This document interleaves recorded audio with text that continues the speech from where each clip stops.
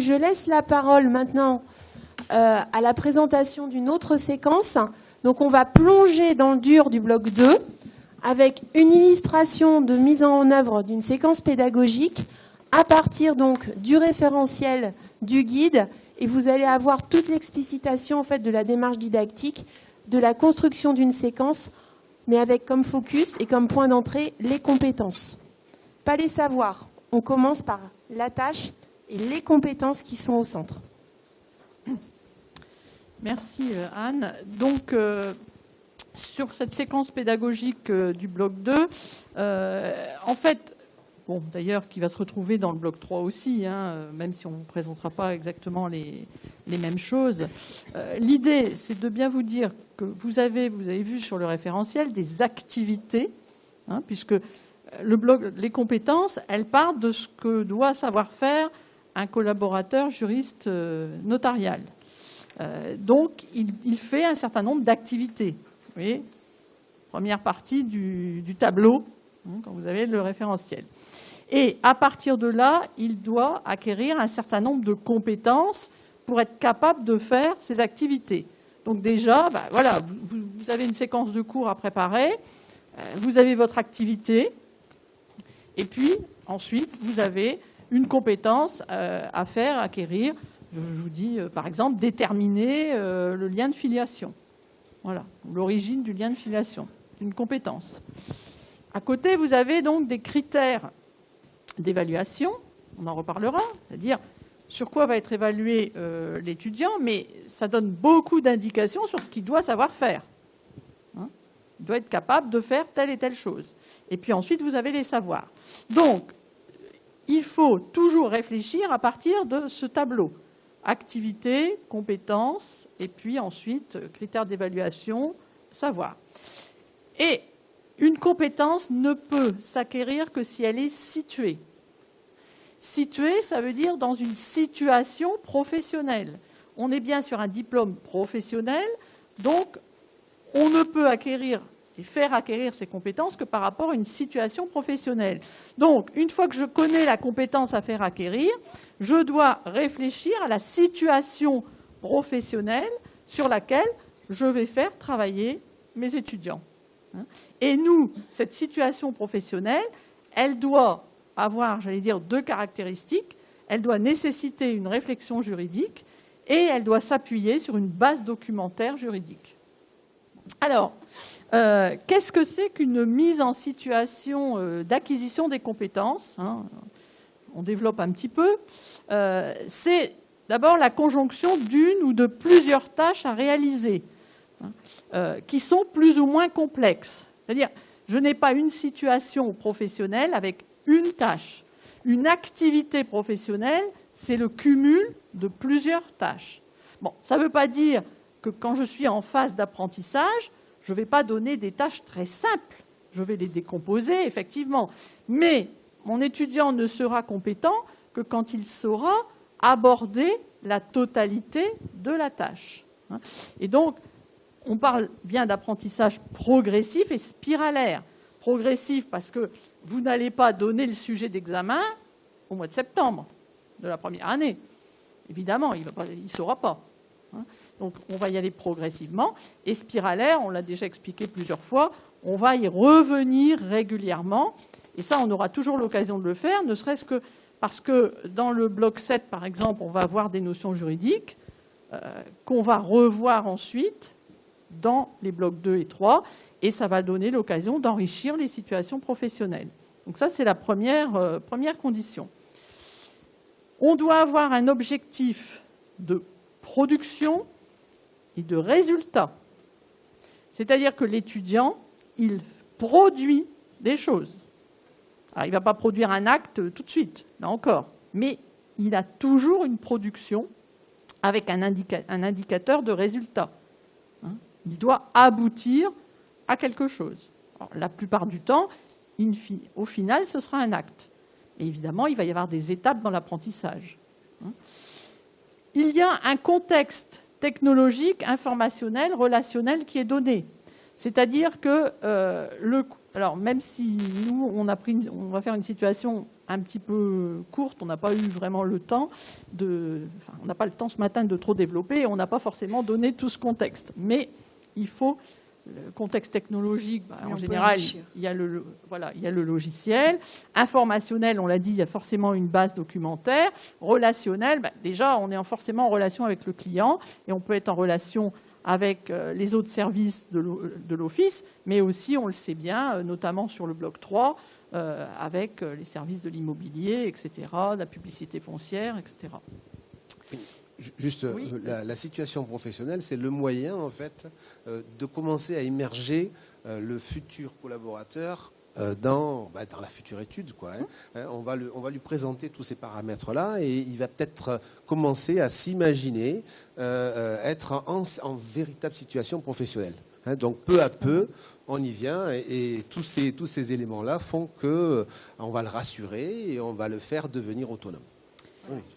Et au final, il va acquérir une compétence sans vraiment s'en rendre compte. Oui. Et donc, à la fin, le but, c'est que l'étudiant, il va penser lui-même aux ressources dont il aura besoin pour réaliser l'activité dont il est chargé. Et il doit réussir finalement en autonomie. Ça veut dire que sur un sujet, notamment d'examen, puisque là, on va évaluer des compétences terminales, on ne va pas lui donner toutes les étapes de ce qu'il doit faire. Ça, c'est pendant l'apprentissage. Mais à la fin, il est autonome, il a sa base documentaire et on ne le guide plus.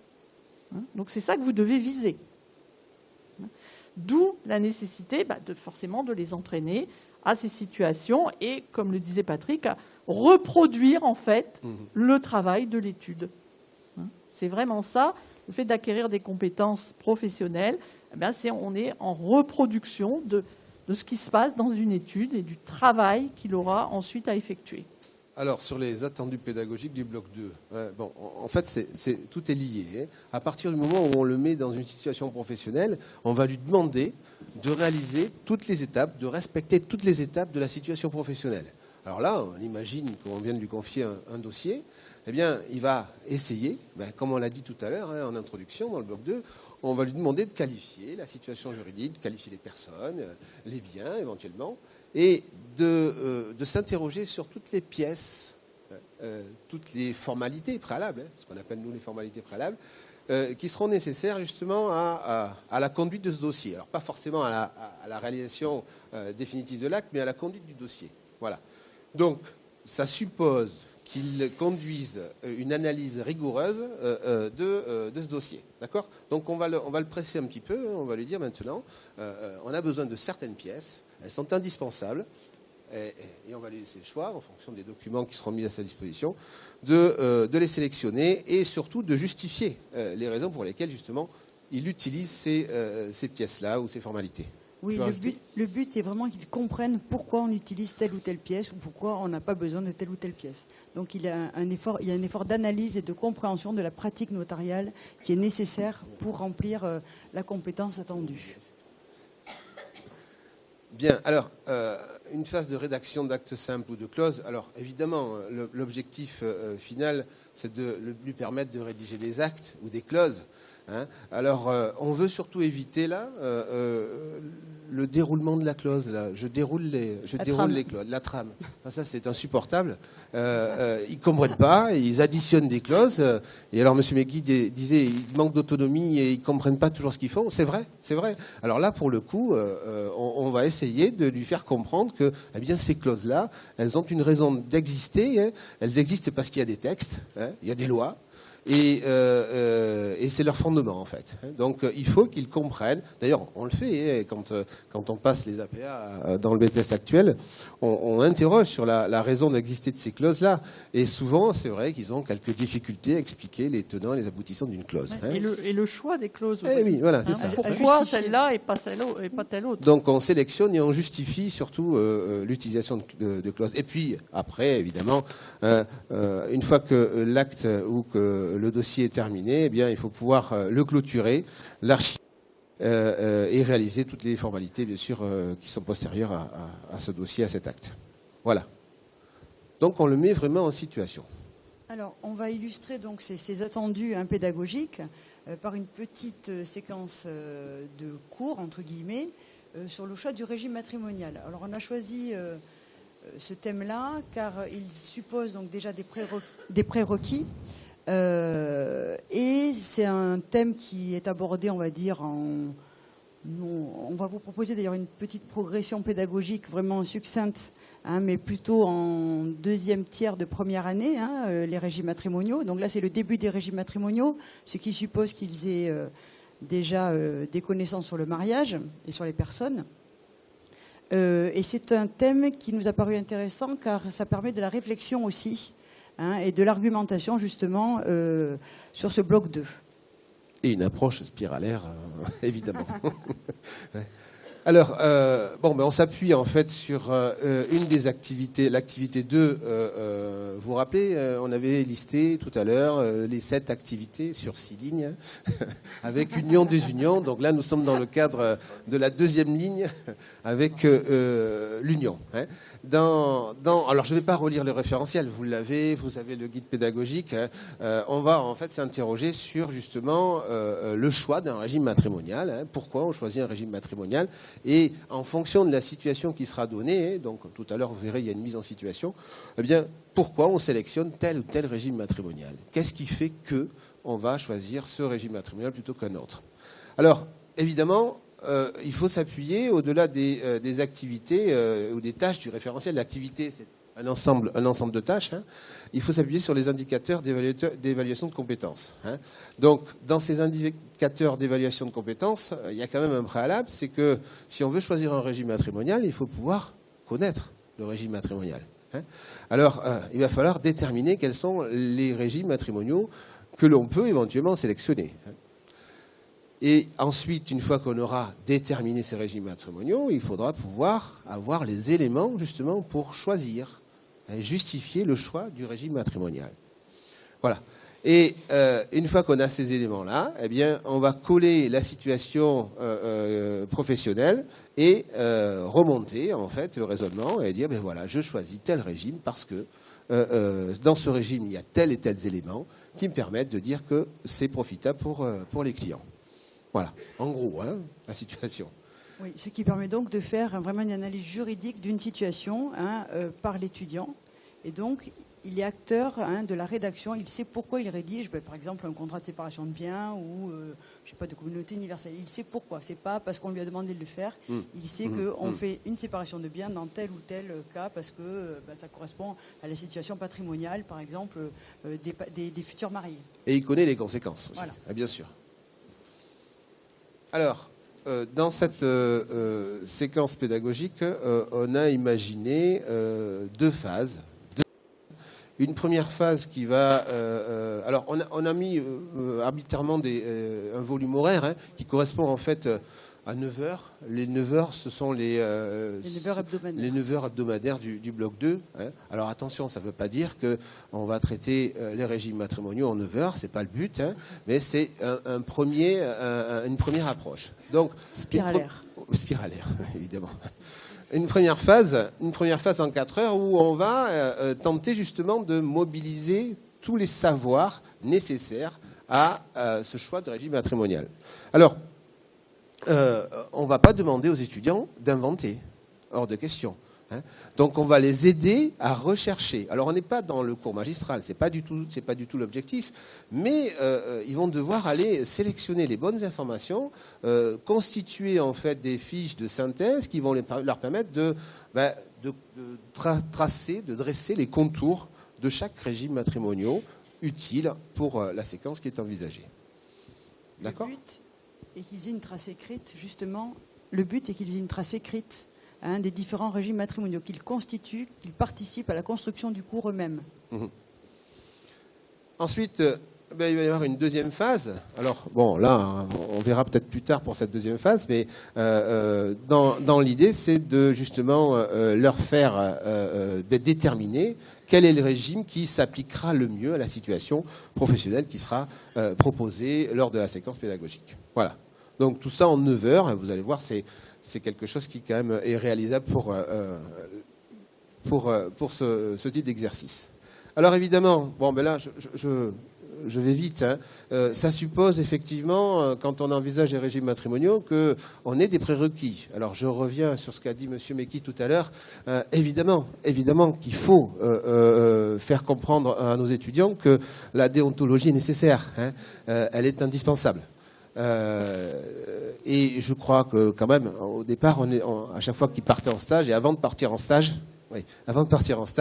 on les mettait en condition justement de travailler en études avec toutes les règles nécessaires à ce départ en études. Oui. Ceci étant dit, on va avoir donc des prérequis qui sont extraits du bloc 1, du bloc 2 aussi, le mariage, hein, les conditions de formation du mariage, hein, ça reste quand même un prérequis indispensable. Et on va avoir aussi des liens directs avec le bloc 7, les fondamentaux du droit, notamment la capacité, les personnes et le contrat. Voilà. Alors, s'il y a des prérequis, il y a des transversalités, évidemment, hein, puisque le bloc 3, bloc IMO et entreprise, eh bien, est directement lié avec le choix de régime, puisque c'est en fonction de certaines situations professionnelles, un entrepreneur, un commerçant, que l'on va pouvoir peut-être effectuer un choix judicieux d'un régime matrimonial. Le bloc 1, alors, nous, on a considéré que la transversalité était directe, en totalité, totale, pas de compromis. Et sur le bloc 7, on revient évidemment sur les contrats, ce qui paraît évident, l'indivision et le droit de propriété. On vous a proposé une situation, alors attention, hein, c'est pas quelque chose de fantastique, voilà, c'est quelque chose de très courant. Voilà, on vous a proposé une situation pédagogique dans laquelle eh bien, on rencontre deux personnes qui envisagent peut-être de se marier et ils ont certaines interrogations. Voilà. Alors, volontairement, on a mis le monsieur Pasquet qui doit acheter un restaurant et madame Ivanova qui doit acheter une maison. Voilà. Alors, ils ne sont pas encore mariés. Voilà, on pose en fait la situation professionnelle telle que le dossier pourrait la poser naturellement. Alors là, on a vraiment, compte tenu du peu de temps, on a mis, c'est plus un cas pratique, j'allais dire, qu'une vraie situation. Une vraie situation, il faut que ce soit bien plus enrichi avec beaucoup plus de... Alors, on va montrer les ressources, hein, il y a quand même des ressources. Mais dans le contexte, si vous voulez, là, le contexte, il est relativement succinct. Parce que sinon... Il apparaît sur la diapositive. Voilà. En fait. Alors que dans la réalité, dans la réalité, il faudrait qu'il soit un petit peu plus riche. On en est bien conscient. Hein. Mais pour les besoins de la cause de ce matin, sinon ça nous entraînait vraiment trop loin. Alors, on a d'ailleurs mis les dernières phrases en gras parce qu'elle peut être enlevée ou rajoutée selon la complexification que l'on veut de la situation de départ pour les étudiants. Ça veut dire que ce contexte, il peut être amené à évoluer au fur et à mesure de la séquence, par exemple. Sur le déroulement de la séquence, je reviens sur mes deux phases. Vous vous rappelez, une phase de 4 heures, une phase de 5 heures. Alors, sur la première phase de 4 heures, on s'est dit, bien, justement, il va falloir retrouver, reconstituer ou constituer tous les savoirs nécessaires à l'analyse de cette situation. Alors, pour la mobilisation des savoirs associés, on a imaginé une répartition de la classe en plusieurs groupes, alors 3, 2, en fonction ou plus, éventuellement, voilà, en fonction des régimes matrimoniaux, et de l'effectif de la classe aussi. Que l'on veut faire découvrir. Et de l'organisation, je ne vais pas tomber, je vous rassure. On a très peur que tu tombes, Patrick, c'est pas grave, alors. C'est bien. Et donc, on va répartir cette classe en plusieurs groupes. Alors, on a mis 3 groupes qui seront affectés respectivement au régime légal, séparation et participation aux acquis. Alors, après, on peut faire plus simple ou plus compliqué. Chaque groupe va, en fonction des documents, des ressources qui vont être mises à sa disposition, vont travailler sur un régime matrimonial, le découvrir et essayer de dresser une fiche, je parlais d'une fiche synthétique tout à l'heure, d'une fiche synthétique de chaque régime. Alors, un rapporteur va être désigné, on aime bien ça, un petit rapporteur, qui va être désigné, il va expliquer au reste de la classe ce qu'ils ont compris de ce régime matrimonial, Et l'ensemble de la classe va prendre note pour essayer justement de retranscrire et de conserver dans son dossier les différents régimes. Alors, cette trace écrite, elle est évidemment, on vous le met, nécessaire à l'apprentissage des compétences. Et évidemment, l'enseignant va être chargé de contrôler cette trace écrite, bien sûr. De guider. C'est l'idée, oui. Et éventuellement, on pourra proposer, par exemple, un plan dans lequel eh bien, les informations seront à compléter. Alors, pas quelque chose à trous. Nos collègues du bloc 3 vont développer l'aspect trace écrite. Voilà. Donc là, on avait imaginé cette... Alors, pour mobiliser ces savoirs associés, regardez encore. Voilà. On va mettre encore. Voilà. On va mettre à disposition des différents groupes, eh bien, alors des vidéos, le code civil, bien sûr, pourquoi pas, des contrats, des arrêts, éventuellement, bref, tout ce qu'on a à disposition, des actes, pourquoi pas, tout ce qu'on a à disposition pour justement les faire travailler sur chaque régime matrimonial. Alors, on vous a mis, je crois que c'est la diapo suivante. On vous a mis un petit exemple de vidéo. Alors, on ne va pas voir la vidéo. Vas-y. Non. Bon. C'est une vidéo, une interview d'un notaire sur le choix du régime matrimonial, justement, qui dure 3 minutes, qui est vraiment facile à utiliser. C'est pour les faire travailler sur, justement, la sélection d'informations. Merci, Lorena. C'est ce que je voulais dire. Donc, eux, ils vont passer 3 minutes, bien sûr, mais ils vont devoir extraire justement la substantifique moelle. Oui, il suffit pas de retranscrire in extenso l'interview. Voilà. Il faut sélectionner les informations pertinentes. Voilà. Alors ensuite, donc, une fois que cette fiche synthétique sera réalisée, contrôlée, reprise éventuellement avec l'enseignant et les différents groupes, eh bien, on va passer à la deuxième phase. Oui. Surtout que les niveaux entre les étudiants en milieu de première année, on va dire, risquent d'être un peu hétérogènes, vu l'origine de nos étudiants. Donc vraiment, ce contrôle de l'enseignant est vraiment important sur la trace écrite, que tout le monde ait quelque chose de juste, voilà, et complet. Alors, seconde phase, en fait. Alors, 5 heures, ça peut paraître long, ça peut paraître très court aussi. Alors, dans ces 5 heures, on ne va pas simplement leur demander de rédiger, on va surtout leur demander de proposer et de justifier, d'argumenter, en fonction de la situation qui était prévue de départ, les différents choix. Alors, on peut imaginer plein de scénarios. On peut continuer le travail en groupe. Chaque groupe, une fois qu'il a exposé le régime matrimonial sur lequel il a travaillé, va dire si ce régime est pertinent ou pas. Pour la situation. Et expliquer, justifier le choix pertinent ou pas pertinent, mais il faut expliquer et justifier. Voilà. Alors, il ne faut pas perdre de vue quand même qu'on a quand même un objectif, c'est celui de rédiger aussi ce contrat ou ces clauses-là. Parce que si on fait tout ce travail, c'est justement pour leur dire, voilà, dans un contrat, il y a des éléments importants, et ces éléments importants, vous les connaissez, vous devez les retranscrire, évidemment. Donc, le but, c'est la rédaction de ces clauses-là, et il faut aller jusqu'au bout. Et leur compréhension. Oui, et leur compréhension. Et leur compréhension. Tout ce travail préalable. OK. Enfin, évidemment, comme dans le traitement de tous les dossiers, comme on a vu tout à l'heure, on essaiera d'effectuer toutes les formalités qui seront nécessaires. Les différentes pièces, inventaires, par exemple, qui seront nécessaires à la rédaction de cet acte-là. Voilà. Encore des choses. Non. Alors, évidemment, là, cette situation va permettre de un contrat de mariage, mais il est évidemment possible d'imaginer d'autres situations qui permettent de voir les autres contrats de mariage à partir du travail de recherche qui a déjà été fait, sans pour autant rédiger à chaque fois un contrat en entier. Ça peut être après de rédiger certaines clauses, des différences, etc. Voilà.